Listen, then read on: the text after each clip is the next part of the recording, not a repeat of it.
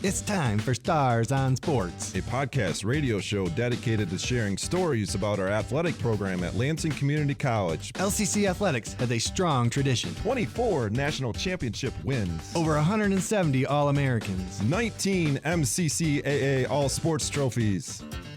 Stars on Sports will introduce you to individuals that have contributed to our program's success and give you the backstory on what it takes to develop it. We'll also dive into and break down the topics and issues facing athletic departments across the nation and right here at LCC. This is Stars on Sports.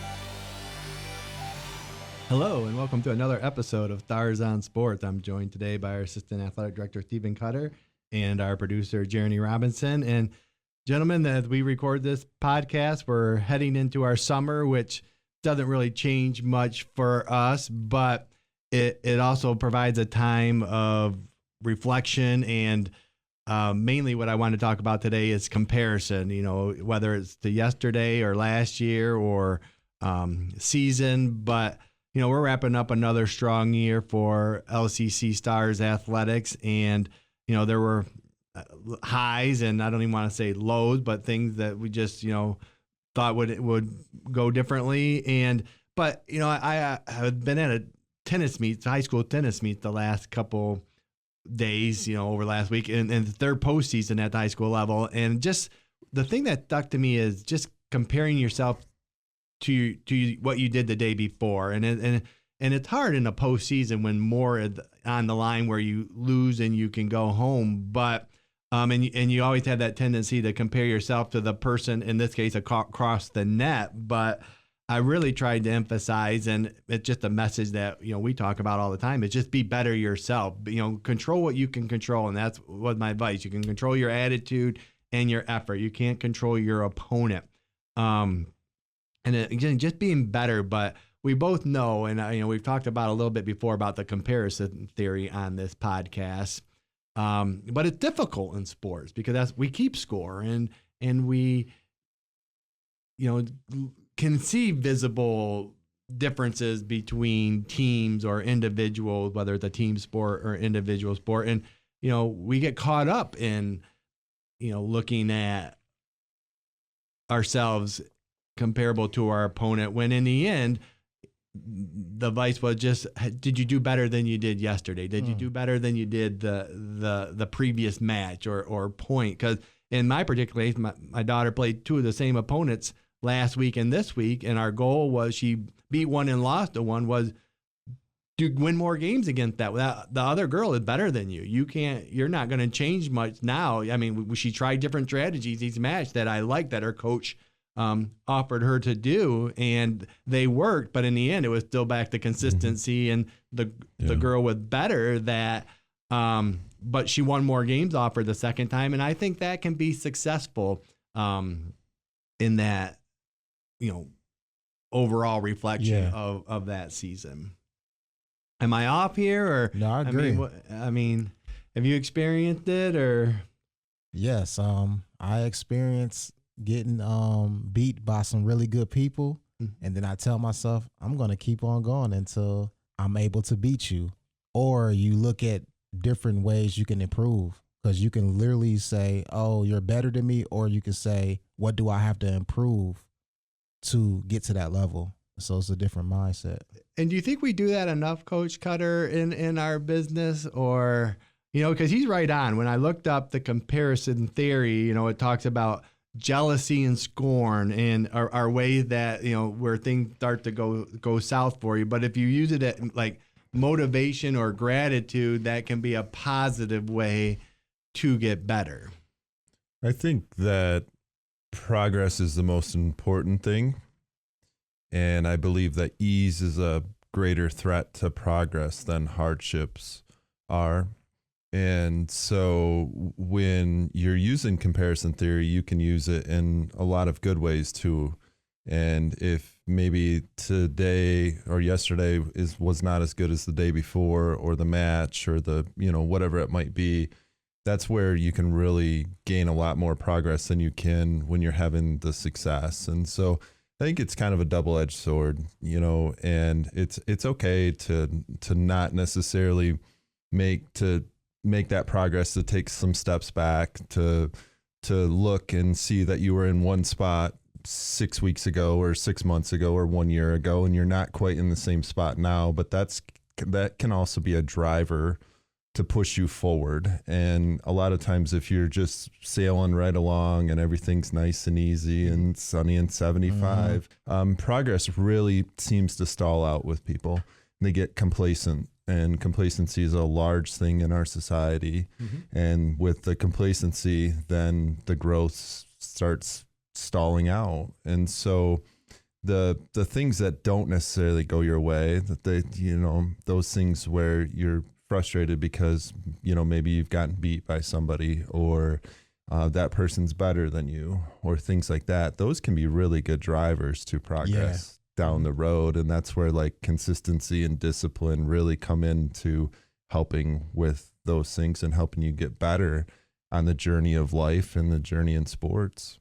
And in sports, is it difficult? Like in the example I used, I mean, we're talking last Thursday and then Tuesday, where it's hard to find, you know, maybe ways to improve or significant improvement. Yeah. We've always talked about like the off season being that avenue to pursue, and maybe more at lower levels than at the highest levels. We've even talked about, you know, in our office about practices, how many at certain levels, there's not much practice, you know, and that where do you find time to improve or get better, and how important the off season is, which we're heading into at LCC. And I also wonder, you know, at LCC, we have a high standard and we want to be successful at a high level. Is it harder to see some of the improvement when you're at that level? And are there more disappointments because, you know, if your goal is a national championship or a regional championship, you know, that's challenging to accomplish, that only one team accomplishes that, you know, what's a failure? And we, you know, some of our favorite conversations in the past have been the, you know, definition of failure. Kobe Bryant and Giannis and from the Bucks talk about failure or learning lessons. You know, a book that I read with it, not whether you know, something by John Maxwell about it. Sometimes you win, sometimes you learn. And I think that's prevalent in our business because we focus on losing. Yeah. We talk about losing. But you also don't need to lose to learn. You know, you can learn a lot from winning. So, I mean, you can lose all the time. You don't need to lose to learn. You're right. And losing can be difficult to overcome when you lose all the time. And that becomes a belief system or an attitude or effort, back to complacency. And I'm a big believer in learning. I believe leadership is learning, life is learning. If you're learning every day, it's like improving, and it's like your talent acquisition. You get better every day. That you should learn even when you win. I think the best teams do learn from their wins, and it's back to that drive and that motivation to be better or do better than even if you won the regional championship, to do better and compete at the next level. Sort of a double-edged sword at times when you do have high standards, because it's the same idea as if you are starting to learn how to play the guitar. And on day one, you're probably not going to really know how to play really much of anything.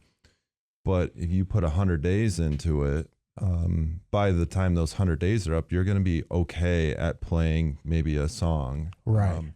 And you put 100 days into anything, you're going to be naturally more proficient at whatever that might be. The double-edged sword to it is when you put that much time into something and you're still not where you want to be, or you fail.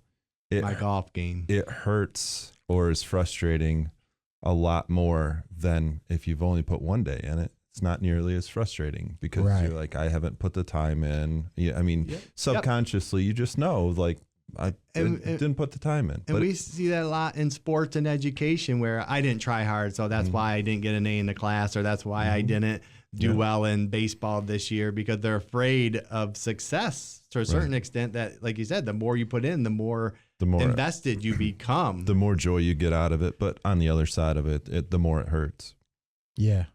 And to your guitar point, I can't remember the exact time, but in the book Outliers, it talks about like what an outlier becomes in a certain subject. And I thought it was like 10,000 hours. If you put 10,000 hours in something, that's when you become an outlier and most likely experience success, whether it's music or sports. And we've talked about the similar. So I was correct on that number. I haven't read that book in a while, but a very good one too. And we try and bring a book into this, but reflecting on this year, and do you get caught up in comparing year to year or season to season? I think that's what sports are for. I mean, that's why there's records. That's, people can date back a long time on teams that have failed or have had successes, and you can chronicle, whether it's basketball teams or football teams, when they were good, when they were bad, so that's a natural thing to do.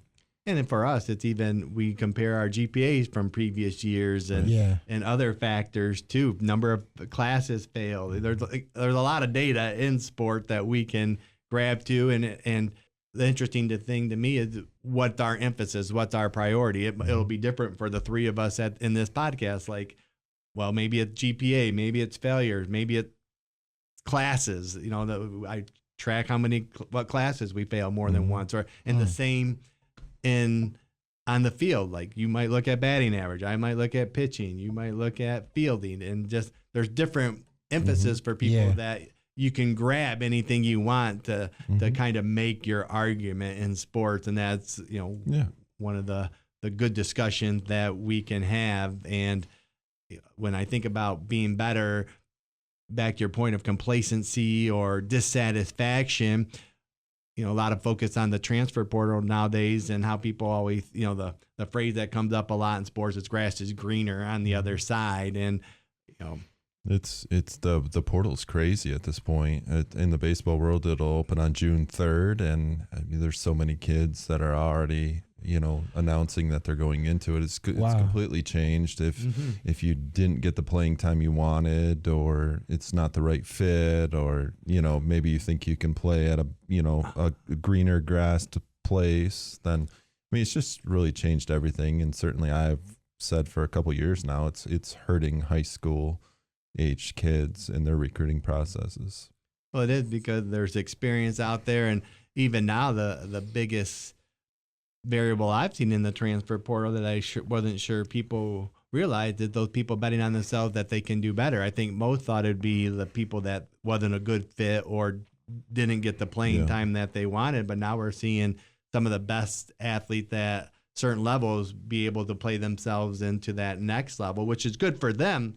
But it's just, again, something that's changed. And it goes right into the comparison theory. They're comparing what they have now to what could possibly be. And it's a risk and it's a gamble. I mean, you don't know if it's going to be better for you. And a lot don't end up transferring or finding that right fit. And it's hard. And we talked a lot about it in our previous podcast about culture and experience and, just providing a good situation. I would hope in this business, all coaches want the student athlete to succeed, whether it's for them or somewhere else. And I think the comparison theory is really tough, and for a large majority of people, it's not a very healthy thing to do. Yeah. And the social media and everything else, it's just kind of been proven it's not extremely healthy to go around comparing yourself to others and trying to, one up or whatever it might be. And I think it really shows a little bit in older people.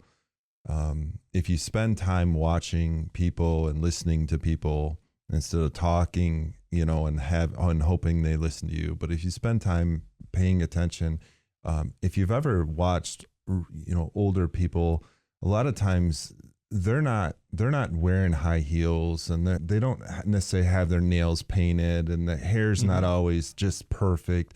They're in comfortable clothes and they're in comfortable shoes because they've gotten to a point in their life that they realize none of that stuff matters. Yeah. Excellent point. And I'm going to quote one of my favorite rock singers, Bon Jovi, who is an older rock singer now, and he's coming out with a new album.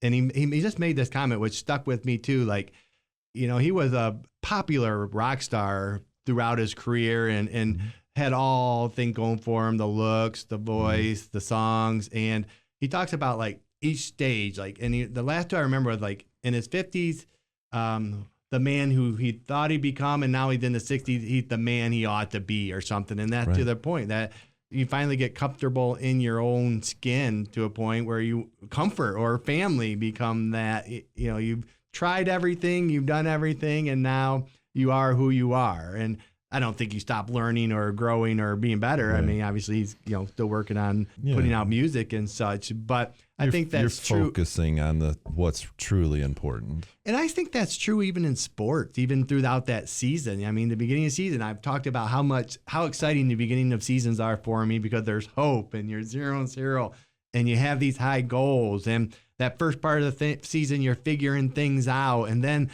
at some point, you start to realize who this team is, whether good, bad, or indifferent. But you still go down trying hard to make them better until the end, which is back to even, you know, my daughter's tendency that at the end of the season, but, you know, continue to play your best and do your best. So I think sports epitomizes that of that circle of life kind of a thing, and even the season itself and the year itself. So, I was wondering, because trying to teach my son these type of lessons, this has been very hard. So how do you, as a coach, how do you go about teaching someone to not go into comparison or, you know, to be okay with themselves in the process of, you know, the grind and the growth? Yeah, I think it's fairly easy because the mind is your brain's there to protect you. Okay. And that's what it naturally does. So what naturally comes of that is everybody ends up pretty selfish from a young age. Take a toy away from a young child and they start crying. So, I mean, there's plenty of examples of that. And so they're naturally selfish. And so the more you can teach them to start looking at what they're doing, it's a natural fit for them. Wow. They're paying attention to what they're doing, and it's stacking those bricks and knowing, like, through consistency and discipline, you are getting better. 100 days, 10,000 hours, you know, whatever it might be. And if you can get them to lock more into themselves and what they're doing versus what they're seeing on their phones or maybe in the gym or someplace else, you will see more growth from them.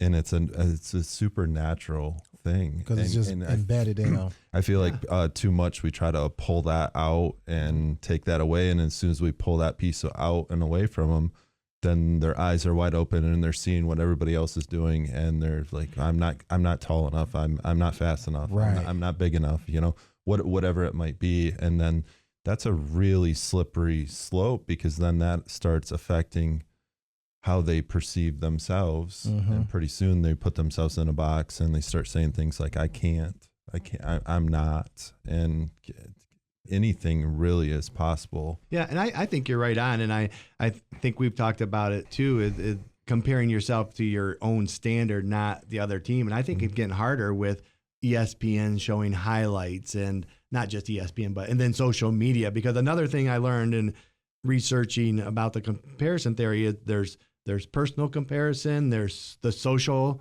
comparison, and there's the economic comparison, and they all can play a factor. And the social part is huge now in sports and in society with these kids and social media and being on their phones, seeing what, you know, else is out there. And to your point, it the discipline of teaching yourself to measure yourself against the standard instead of against your opponent, because you might never be 6'2", you might never be a 4'3", 40 person, but what can you do the best that you can do? And I think it leads to a pretty challenging life too, whether you're talking about somebody young or somebody older. I was watching a baseball game last night, and they're in the college baseball's in their conference tournaments at this point. And if the teams had at the Division I level, if they've had a really good season, even if they don't win their conference tournament, they'll likely get a seed to go to a regional. But if they haven't had a very good season, if they don't win their conference tournament, the season's over. And I was watching this game, and the two teams that were playing, the one team, they had won a national championship at the Division I level just 2 seasons ago. and the announcers and the social media presence around it were talking about this season the team had not had a very good season, and that their coach was going to get fired if they didn't win their conference tournament. And they lost last night. They got walked off in the ninth, and that was the only conversation that was happening, was he was going to get fired. 2 seasons ago, he won a national championship, so he's at the top of the mountain. Greatest coach, greatest, Right. all this stuff. And now he's at the bottom. And so if you're always using the comparison theory for the external stuff, you're going to ride a heck of a roller coaster in the sports world, whether you're a player, a coach, or a fan. I think that's a great point, and I think that might be where sport and educational athletics specifically has changed more, because as we've talked about before on this podcast, some of the most famous coaches took a long time to win a championship, and then they started winning some of them. But if you even look at today's coaching staff, how many won multiple national championships, that number is pretty few. And winning that second championship usually puts you in an elite level that's not good enough nowadays. That winning one 2 years ago is totally, it's what you've done for me lately mentality, and that pressure. Because and I was thinking when you brought that up about even seasons like that particular season where 2 seasons removed from a national championship, and what if your best player gets hurt in a season that you can't control and totally changes your outcome? And I had a coach once say that, this is the difficult part of the job when you put your livelihood on, 18 to 22-year-olds and many variables that can affect them. We've talked about what the backpack that kids bring every day and relationships and such. So I think that's an interesting point where comparison theory has really significantly changed our business, that winning once isn't enough, back to even reflecting on our own and how, year to year or season to season, and having that high standard of being successful is a double-edged sword, as you pointed out. It's tough. And I think for the most part, you got to let the other people use comparison theory all the time against you. So it's important to seek perspective, turn internal, and focus on what you can influence, or as you said, what you can control and what you can't. But it's basically what can you influence or what can't you influence, and you let those things that are outside of your influence just stay out there, and other people will use the comparison theory against whatever you're doing, and that's fine. But stay internal. It doesn't mean that's not going to hurt. It doesn't mean that you're not going to have joy. It just means that you're going to find out eventually, maybe when you're really old, that all that stuff doesn't matter. What you're doing is what matters the most. Yeah, and so true. And that's where discipline comes into place, where keeping it internal and not letting you get caught up in the comparison theory, which all of us do. And it's tough, especially in sports. And when you do lose, I wanted my daughter to win that tennis match, find a way to overcome that strategy to beat that girl. And if she sees her one more time, let's try something else, or, and it taking them out of their strength, not to get them rattled or something. So, but the best ones, figure out a way to do that. So, anything else on that before we go to our final question? I was going to say, I'm an NBA man. It was a crazy thing that a stat that they was talking about. In the last couple years, no championship team has made it past the second round. So that comparison and complacency. Yeah, complacency. Because I watched a team I like a lot, the Denver Nuggets, who has a complete good team, all around, and they lost against a young team, which I like them too. The Timberwolves are really good this year. Yeah. But I'm like, what is going on? I think that it's a whole nother thing with complacency, but it's everywhere. It runs rampant, and that's about you were talking about tennis with your daughter, how she'd gotten beaten already once by this person. That's a great way for her to beat that person, is just the complacency. You're hoping that complacency's running wild with them. And all that confidence. At the highest levels when you win because you have so much drive to win that first one, that once you win it, we've talked about relief or satisfaction, and do you have that same desire for that second one? But it's more than that too, with other teams becoming better or using your model to there's more parity with even youth sport. There's more depth out there. So there's a lot of factors, and our comparison allows us to look at, what they've done year to year, Right. but definitely complacency. Maybe that'll be our next topic. Our next That's a good one.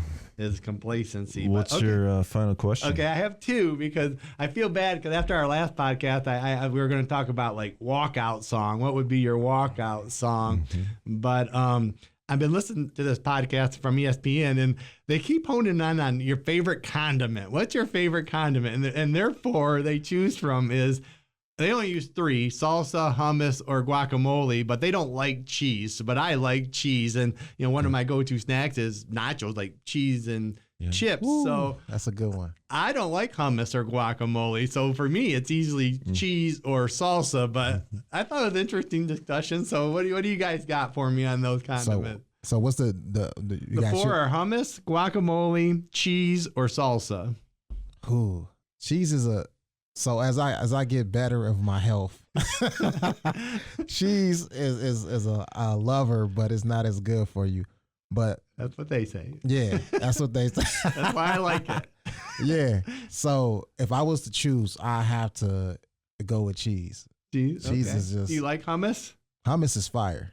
Really? I love hummus. I don't like hummus. It depends my on daughter eats hummus every day in her You got to life. have a good chip to go in it. She uses like green peppers or pita bread with her hummus. pita bread, yeah, that's real good. Okay. I do not like hummus. It's a I don't place like downtown. guacamole. It's green. Get some good hummus. What about you, Coach Cutter? I would say I'm a big fan of the Tostitos chips, and I would go with some hot salsa. That's good hot too. salsa. Yeah, my wife makes salsa, and Ooh. she'll Nice. make it Homemade hot, salsa. for me, My wife, and it's really good.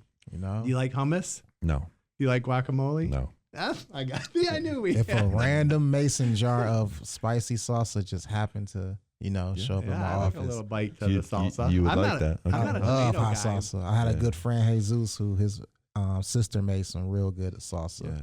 Yeah, there's Fresh. some good homemade salsa. My previous administrative assistant makes good salsa. My wife has a one different. You can add different ingredients. Yeah, to it like tastes a completely corn different when salsa. it's fresh. I kind of Yeah. like it. I'm not a tomato person, but I like salsa. Did you like guacamole? Did we get? Yeah, I like guac too. Now that's pretty pop. I like it in burritos, Guacamole are though. becoming real popular. I mean, they're running out of avocados because it's so popular. I think avocado's popular because it's like the new healthy thing that Yeah. they want to put on toast and stuff like that. So Yeah. Okay. blame So, TikTok. well, I think that's good. We'll wait on our walkout song. That'll give you guys time to think of one before our next one. But anything else, Dan? No. Nope. Go Stars. Stars on Sports is recorded live at the WLNZ studios. Engineering and production assistance are provided by Didalian Lowry. You can listen to this episode and other episodes of Stars on Sports on demand at lccconnect.org. To find more information about our athletic program, visit lccstars.com. Thanks for listening. Go Stars.